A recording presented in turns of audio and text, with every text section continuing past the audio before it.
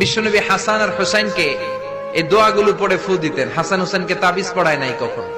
বিশ্বনবী একটা স্পেশাল দোয়া পড়তেন, বুখারীর বর্ণনা, আউযু বিকালিমাতিল্লাহি তাম্মা মিন কুল্লি শাইতানিন ওয়া হাম্মা ওয়া মিন কুল্লি আইনিন লাম্মা। এই যে যারা মোবাইলে রেকর্ড করছেন, রেকর্ড হয়ে গেছে না? আমি যে বললাম বাসা যে মুখস্থ করবা, মায়ের শিখাবা, ছোট্ট বাচ্চারে শিখাবা। এগুলো পড়ে ফু দিলে কোনো জিন পুরি সামনে আসতেই পারবে না। এগুলো নাই মুসলমানের, তাবিজ লাগে।